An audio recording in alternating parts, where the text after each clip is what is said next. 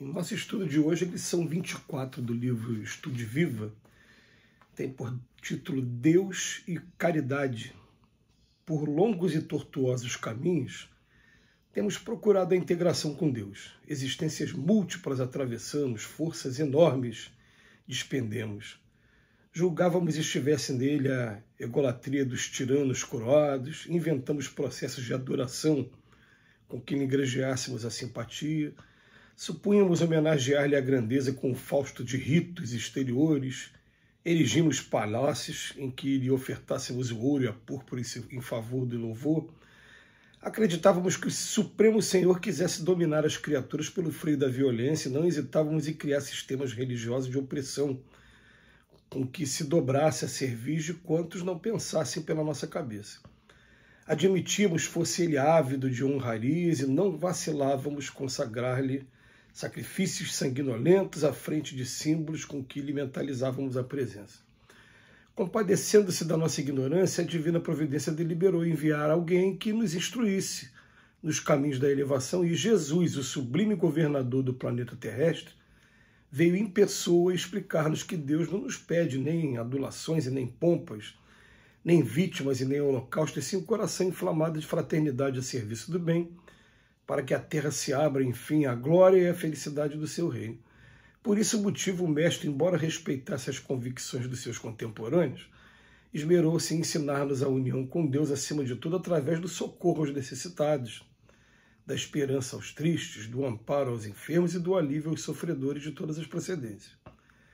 Desde então, renovadora luz clareou o espírito das nações, e a humanidade começou a compreender que Deus, o Pai justo e misericordioso, a ninguém exclui de sua bênção e que a todos nos espera, hoje ou mais tarde, por filhos bem-amados, unidos na condição de verdadeiros irmãos uns dos outros. É por isso que em todos os países, em todas as crenças, em todos os templos, em todos os lares da terra, onde se pratique realmente o Evangelho de Jesus, o culto à providência divina começa com a caridade primeiro. Respeite tudo. Do cultivo da crença raciocinada no santuário da inteligência nascem os frutos substanciosos da certeza do porvir. Da vontade de realizar o bem surgem todos os empreendimentos duradouros do mundo. Do esforço disciplinado e incessante, nenhuma construção pode prescindir para permanecer equilibrada na sua atividade específica. Dos sinais vivos e puros da fraternidade no próprio semblante, ninguém pode fugir se deseja alcançar a alegria real. Da busca criteriosa do conhecimento promana a atualização e a competência do trabalhador. Da utilização da hora presente em movimento digno decorre a segurança e a tranquilidade merecida nas próximas horas. Nós vamos interromper a leitura e vamos tecer os comentários sobre essa lição.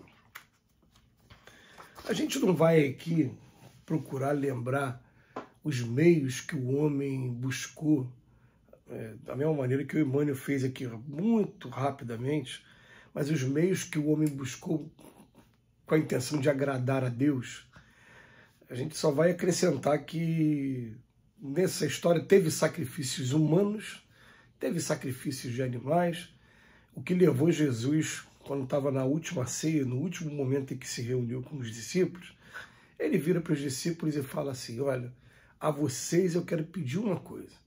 Quando vocês quiserem me lembrar de mim, cultuarem meu nome, não fica fazendo sacrifício nenhum, não. Faz o seguinte, pega um pedaço de pão e lembra que esse pedaço de pão simboliza o meu corpo, e pega uma taça de vinho e lembra que isso aqui simboliza o meu sangue.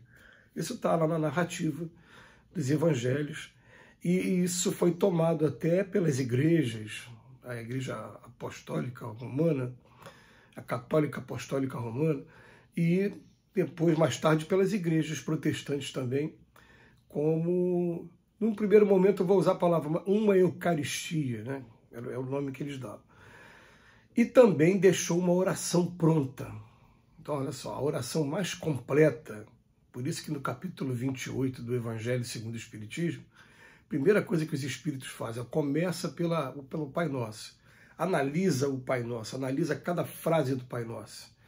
Fornece uma maneira da pessoa não falar mais aquilo de maneira maquinal, decorada, mas sim raciocinar o tempo todo em cima do que está falando e possa estar, aí sim, com o pensamento e com o sentimento, entrando em sintonia com o Pai.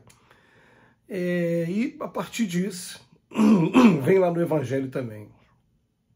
Olha, bota uma coisa na cabeça.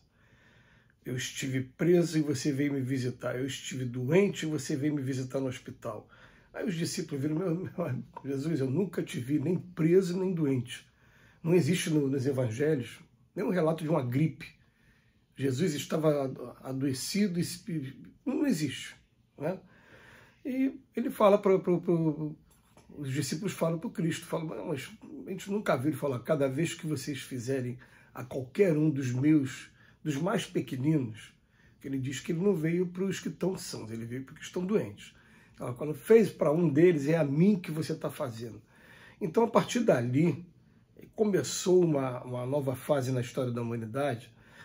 Claro que levou muito tempo, por conta do sincretismo, misturas de religiões, essas adaptações que a gente vai fazendo, e principalmente pelo desvirtuamento do que a gente chama de cristianismo primitivo, que foi aquele lá ainda com Pedro, Tiago, João, que está descrito no livro Atos dos Apóstolos, e depois tendo a continuidade com as viagens de Paulo, até levar o evangelho para Roma, que foi por conta de Roma que o evangelho chegou até os dias de hoje. Então, por exemplo, a gente não tem hoje registro de que exista nem monumentos no país da Grécia, nas cidades de Colossenses, na cidade de Corinto, das cidades que Paulo passou. Mas Roma ficou. Né? Então a gente começa a ver o seguinte, o Pai o tempo todo trazendo a informação para a gente de que, olha, não é com sacrifícios, com rituais exteriores, não é você todo final de semana saindo para ir para culto, para religião, para igreja, para missa, para palestra espírita, não é o que vai fazer a diferença. O que vai fazer a diferença, a partir de agora, é aquilo que você está fazendo de diferente na vida das pessoas. Você vê que tem até um outro momento, que esse momento é muito estudado, é muito cultuado, ainda vai ser muito. A gente precisa muito meditar nele, que é quando Jesus choca os discípulos, passando para eles a parábola do bom samaritano, porque o samaritano era menos que um pária para eles na época, era aqueles que eram desprezados, eles não queriam ver aquele povo de jeito nenhum. Por conta aí, depois a gente estuda aí da cisma das 10 tribos contra 2 tribos, tem uma história do povo judeu que é assim, são 12 descendentes, cada um criou uma árvore genealógica e teve uma briga aí dessas tribos aí. Né? Então o que acontece? Os samaritanos ficaram de fora, eram odiados por aquele povo, e Jesus simplesmente chama aqui para a parábola do bom samaritano e fala, olha, todos os personagens aqui que eu falei, ó, passou um fariseu, um escriba, passou um saduceu, passou todos aqueles personagens que você já conhece. Agora, quando veio o samaritano, foi o samaritano que pegou o rapaz que estava machucado, ajudou nas feridas, teve a coragem de pegar no colo e colocou no animal, no cavalo da época, né? No meio de transporte que se tinha na época. Imagina, hoje seria o carro. E depois ele levou para um lugar para a pessoa dormir e falou, olha, está aqui tantas diárias e eu vou voltar aqui, se ele ficar mais tempo eu pago depois. E pergunta para os discípulos, e os discípulos ficam chocados naquele momento, falam, esse aí, mesmo não gostando dele, por ele ser samaritano, foi o que fez a coisa certa. Então, quando o espírita fala assim, ó, fora da caridade não há salvação, isso não foi uma sentença que foi criada pelos espíritas, não.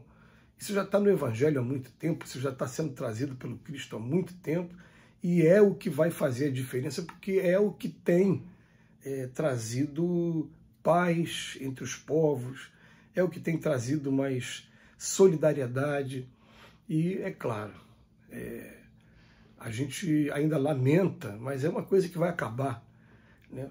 O fato de pessoas serem seguidoras do Cristo, entre aspas, mas profitentes de religiões diferentes, e ainda se degladiarem, ou fisicamente, que é mais raro, mas ainda acontece, mas pelo menos se degladiarem verbalmente e até se criticarem, se anatematizarem o tempo todo, que aí sim é que a coisa fica triste. Mas vamos botar uma coisa na cabeça. A maneira da gente cultuar o Cristo aqui na Terra é através da caridade. Que Jesus nos abençoe hoje e sempre.